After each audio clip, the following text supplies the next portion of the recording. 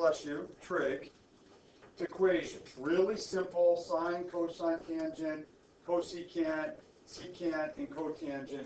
Really simple equations where you're solving for an unknown, and in this case you're solving for the angle. I have the sine curve drawn for you.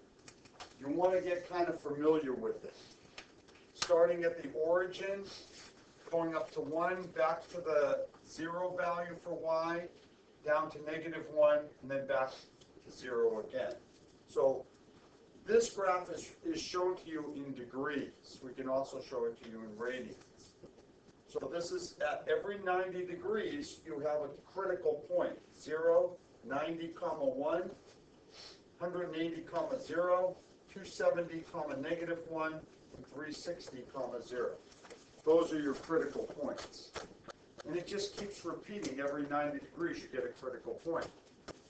Every 360 degrees, you run the same cycle again. So when you look at this equation where it says sine theta equals 0.5, notice that it's a lowercase s. That means it goes on for infinity. We're not looking in this certain 2 quadrants, and there's no domain or range restriction for this.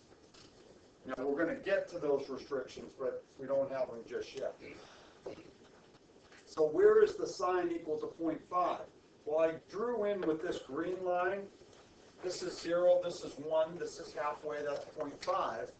All the places where the sine curve hits the 0.5, you've got 1, 2, 3, 4, 5, 6, 7, 8, 9, 10, 11.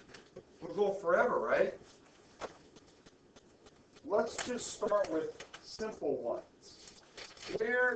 What value of theta has a sine that's equal to 0.5?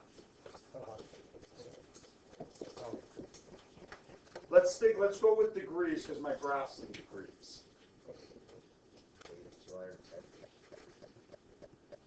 Yeah, I don't pretend like, close your eyes. And now tell me, give me the angle that you should know whose sine is 0.5 or a half. 30 degrees, right? Quadrant 1, reference angle, sine is a half, something, comma, 1/2, should be 30 degrees. Everybody follow that? Once you have this is a reference theta, right? Why is it the reference theta? Quadrant 1. Once you have your quadrant 1 angle, you need to know that there's always 2 answers unless it's quadrantal, and then sometimes there's only 1. Otherwise, there's always 2 answers. So as soon as you have one answer, how do we find the other?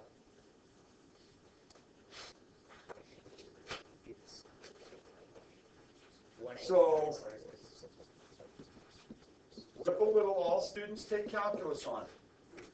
We have the reference value in quadrant 1, 30 degrees. What other quadrant am I going to find it in? 2, the one with the S in it, better known as 2. And how do you get your angle? You just said it. No. No. 180 minus theta, in this case 180 minus 30, gives you your other value for theta, 150 degrees.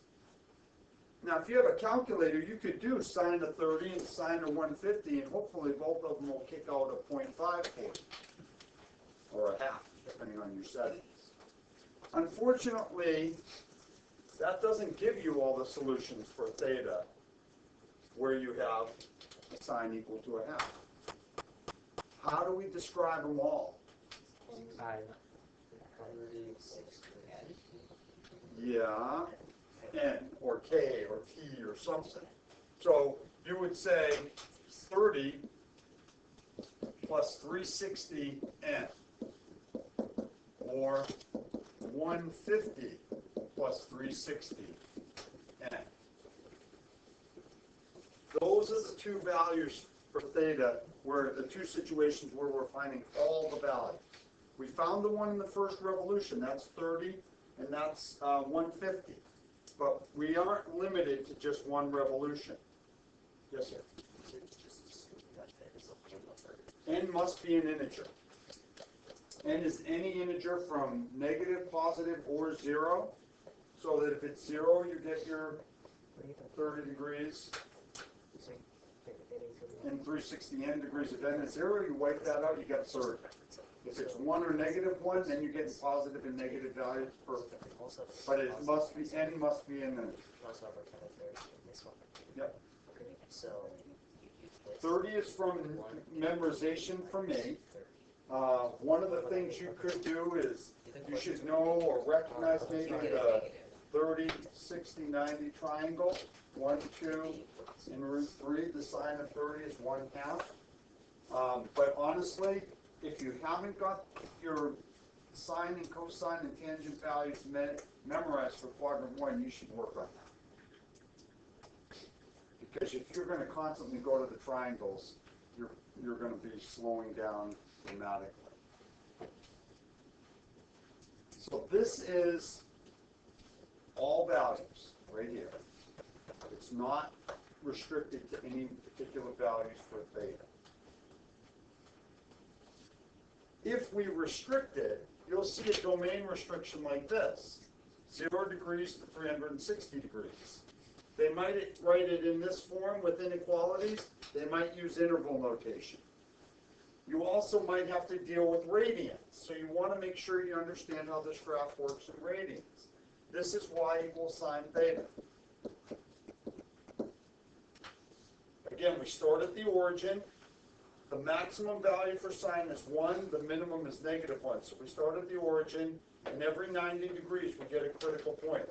0, 1 at 90, 0 at 180, -1 at 270, and back to 0 at 360. Go axis, max, axis, min, axis. You want to get yourself pretty familiar with this graph. You do not want to just take it for granted. And it's a curve, and it comes over the top. It's not parabolic, but it sure looks like that. And back over the top. They are not straight lines. Usually we include 0 and exclude 360 in the first revolution. Usually 0 is the or equal to, and the 360 is the less than.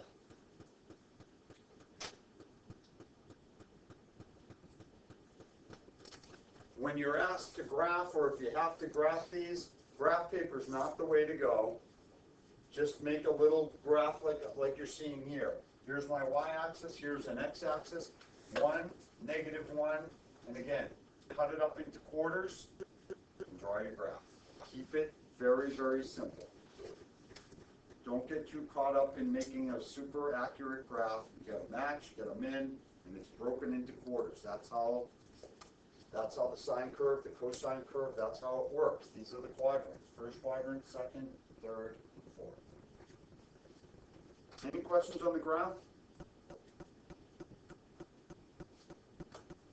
Okay. These are the angles you need to be familiar with. You have your quadrantal angles, you have your reference angles in quadrant 1, and everybody related to those reference angles. The red angles come out of the 30, 60, 90 triangle, and the blue angles come out of the 45, 45, 90 triangle. The purple angles are the quadrantals. You need to be familiar with them in both degrees and radians. Like I told you in the last chapter, I only work in quadrant 1. I don't do anything. I do not fill out the rest of the circle. I only fill out the quadrant 1 values. If I know quadrant 1 values, I can find quadrant 2 because pi over 6 comes straight across, goes straight down, pi over 6 goes straight down here.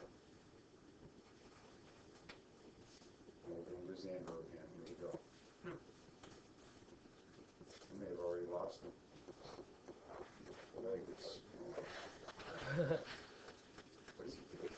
I don't know. That's your one for today, and then we're going to go stand See how we do standing. I had a kid who could sleep standing up.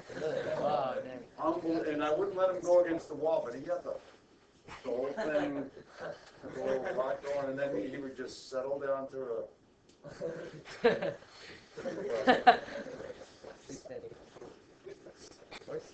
All right, so and I'll leave these online for you to have them.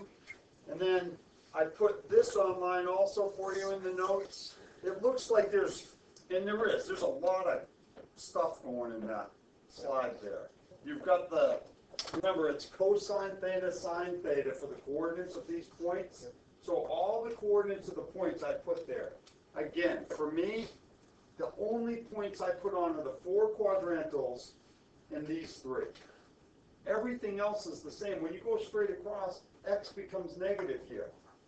When you go down to quadrant 3, both the x and the y's become negative.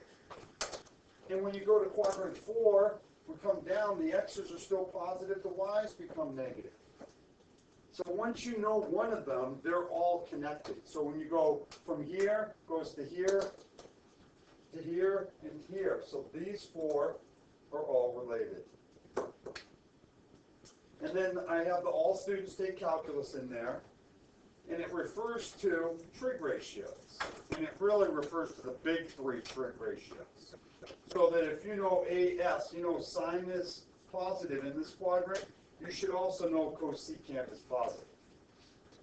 And then cosine tangent and secant and cotangent are both negative. And to find your angle in this quadrant, it's 180 minus alpha or pi minus alpha, depending upon whether you're in degrees or radians. So there is a boatload of stuff on that slide. It is a compilation of a whole bunch of stuff that we've done. If you want, print it out. I mean, it's online, print it out. Printing it out is great. It means you can hit Control P, enter. Congratulations, you don't know jack about this. Writing it out yourself is going to help you get a good understanding for how these angles work. With these 3 slides together, you kind of have everything that we learned last chapter in terms of the sine, cosine, tangent, etc. Any questions on this information? I'm not trying to overload you, but it should be reviewed here. Good? So now let's talk about what do we do to solve the equations, especially when we have a domain restriction. You're going to need your calculators.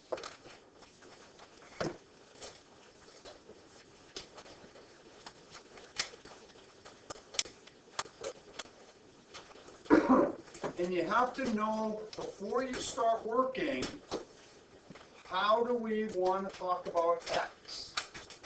Can somebody tell me for example 1 and example, so this would be 1a and 1b, how do we want to talk about x when we solve for x in these 2 problems? Does anyone know? How do you know? So the domain restriction's the giveaway. Normally, I'm not so subtle. Normally, it's like hitting you with a baseball bat. Give your answer in radians. I don't try to make it a mystery. And I'm not really interested in trying to trick you. I'll just put it in radians. Put it in degrees. 0.6 is not one of the angles you have memorized, not one of the sine values. So I want you to be able to utilize your calculator. So make sure you switch calculator to radians. If you're not in radians, then this isn't going to work. Or unless you want to solve for degrees, I guess you could then convert to radians. Have fun with that. So switch your calculator to radians, and we want to do x is equal to sine inverse of 0.6. Remember, your calculator doesn't find the answer to that question. It finds the answer to this.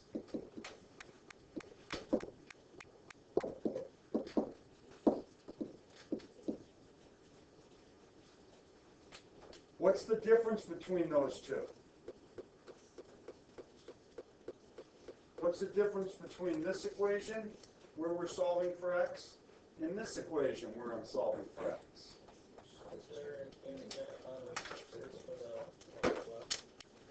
There is a, what number? An infinite number on the one on the left. But what is this, more importantly, telling us? And what is the restriction for this? So what is the restriction? Well, dyslexia. 5 over 2.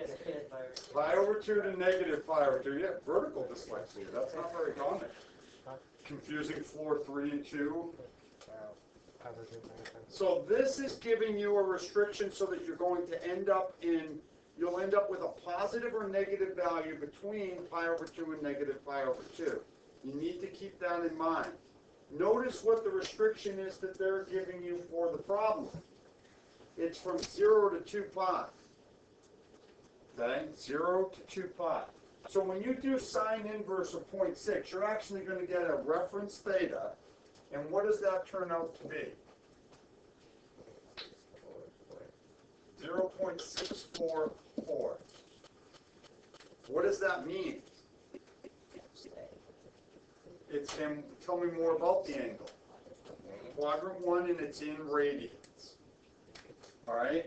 Now, once you have the quadrant 1 angle, here's 0.644. Whip all students take calculus out. And your other angle is in what quadrant? 2. How do you find the angle in quadrant 2 that goes with 0.644? Pi minus 0.644. Is there a mistake? Good. So in quadrant 2, we're going to get x equals 0.644 and x equals 2.498. Those are your two values for x question.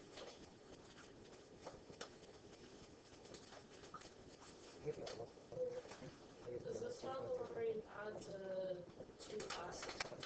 This one has a domain restriction for x. Okay. So this question 1, example 1, is asking you to do this. So if it was like 0 to infinity, It's not.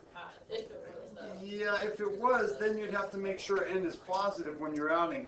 In the second question, notice how the verbiage is different. It says now find all values for x. So now, when we solve for x, x is going to equal 0.644 plus 2 pi n. And x is going to equal 2.498 plus also 2 pi n. And again, it's all in the verbiage of the question. Is there a domain restriction? Do they want all values with no domain restriction? That's when we have the 2 pi n. Yeah. Sure, if n is -3, you get a negative value. I still don't understand the effect of the grain restriction or the restriction on the diagram. Which restriction? The one that they gave you? yeah, that one and the other one. They both What other one? the one the capital sign. Well, that's what your calculator does. Oh, okay. Your calculator will only give you sine, capital S sine inverse, which means it will only give you answers that are either in quadrant 1 or 4. That's what the capital sine inverse will do So for you you. can start with that and use to find the other one. Well, I just want you to be aware that when you use your calculator and do this, you're not really finding this, you're finding this. Capital sine inverse. So when you hit your calculator, you get this. If this was a negative 0.6, you would have gotten a negative 0.644. That means, you know, for starters, we're out of bounds. and your reference alpha is going to be 0.644, but you need to do 2 pi minus 6.644, and then pi plus 0.644, because you have to be in quadrants 3 or 4 because your sign was negative. Does that make sense? Yeah. When we went to this question, domain restriction's gone. So we still are doing the same thing, we still use our calculator, but when we get to our final answers, because we need all values with no domain restriction, we have quadrant 1 and spin around to quadrant 1 again, back to quadrant 1 again, and we keep going around and around and around by adding 2 pi n. Do you follow that that's the same location? Yeah. Okay. Any other questions on this one? Try this. So now what do you need to do with your calculators? Put them in degrees, and you need to go through and solve the theta.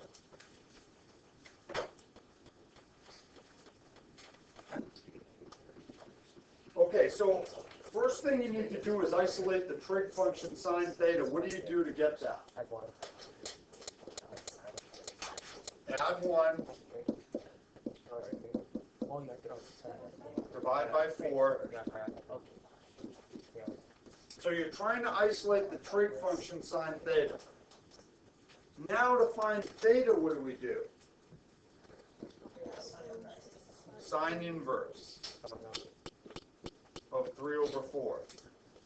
So when you do sine inverse of 3 over 4, you should get a quadrant 1 reference angle again.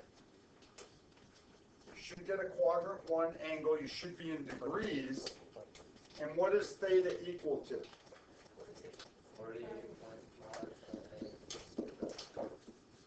0? Yeah. And that's degrees.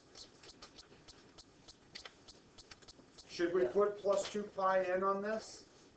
No. Yes, I don't know. Why not? Say all. Because we have a domain restriction on this one. So what else do we have to find? The one in quadrant 2. We know it's quadrant 2. All students take calculus. So this is the 48 degrees.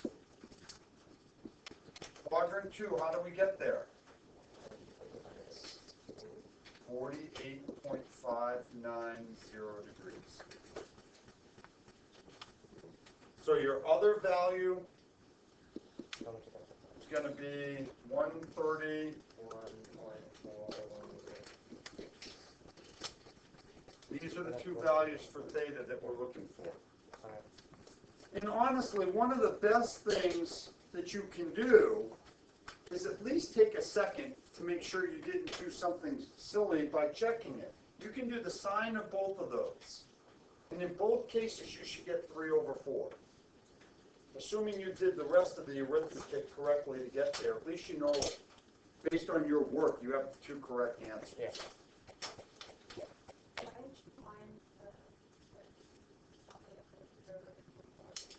Because what do you know about the sign in quadrant 3?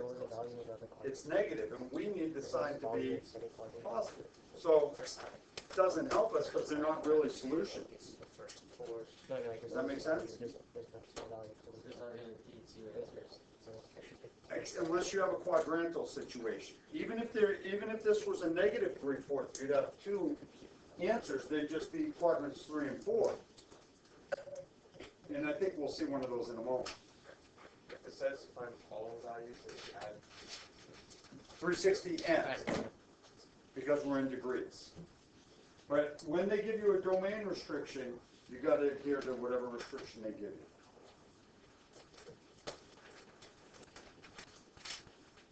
Okay? So this one you're going to be looking at a negative situation. This one you'll look at a negative situation. But remember, this is cosine. What's the domain restriction that you're going to get for capital C cos on your calculator? What is it? Quadrants 1 and 2. That's correct.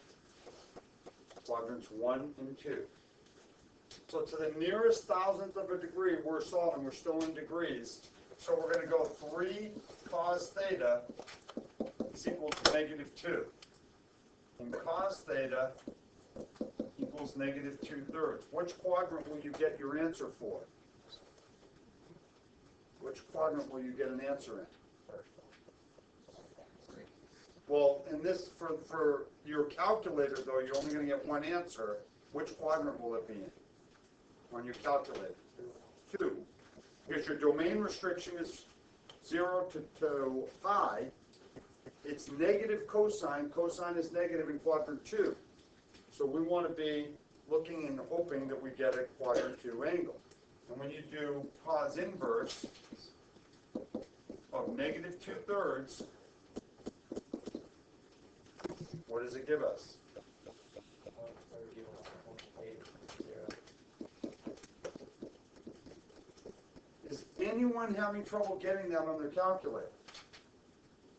What are you getting? Oh, are you using a negative or a minus here?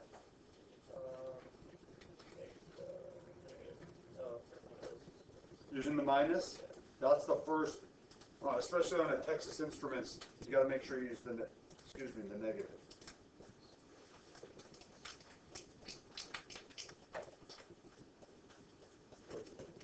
All students take calculus. Quadrant 2 angle. Cosine is negative. Where else is the cosine negative? Quadrant 3, right? How do you get to your angle in quadrant 3? 180 plus your reference theta or alpha, whichever you want to use. We don't have a reference alpha. We have a quadrant 2 angle of 131.810. How do you figure out what alpha is in quadrant 1? 180 minus this will give you your angle in quadrant 1. So 180 minus 131, 48.190. 180 plus that is going to give you your second value for theta of 228.190. These are the 2 values we're looking for.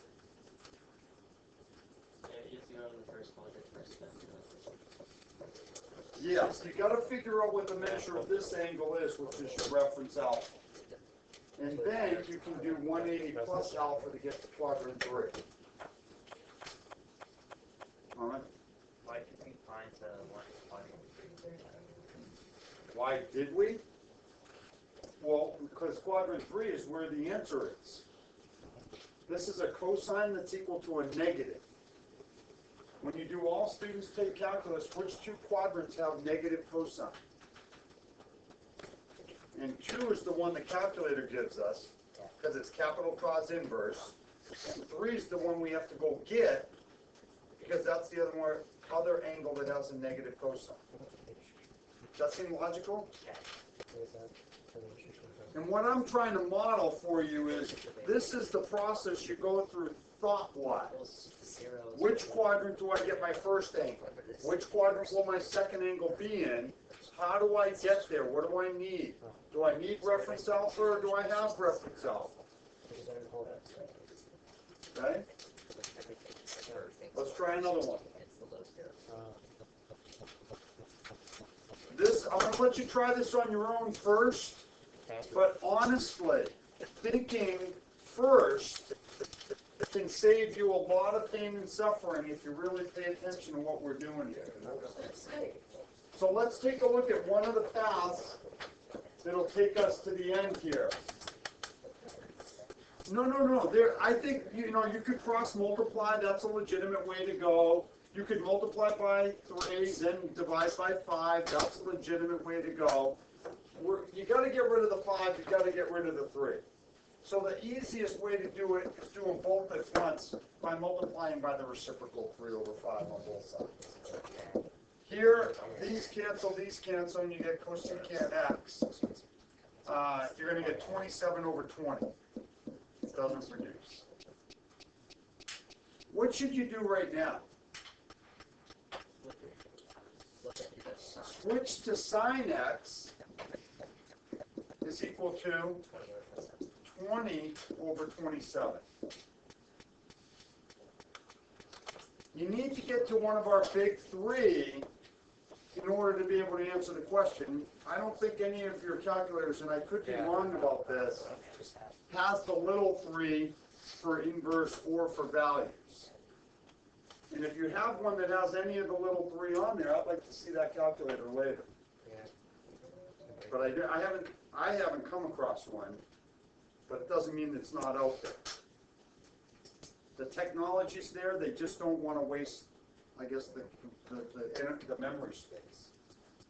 Right? So now we're going to do x equals sine inverse of 20 over 27. Are we in radians? We're in radians. So when you do that, you should get a quadrant 1 value of, what was it? 0.834.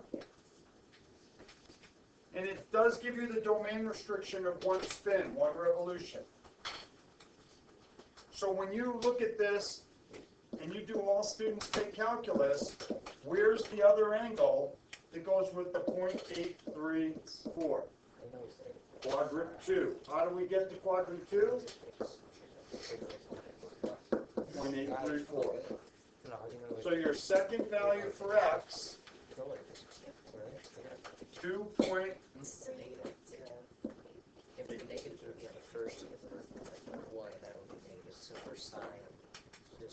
So even though we start with one of the little 3 cosecant, we've got to get rid of it and turn it into one of the big 3. It's not that we don't like the little 3, they're just not as helpful as the big 3. Yeah.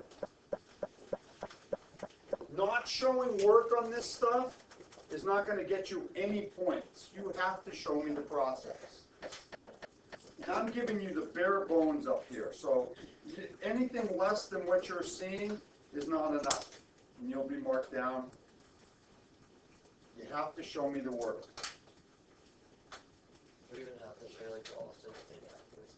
You better show me the pi minus 0.834 part.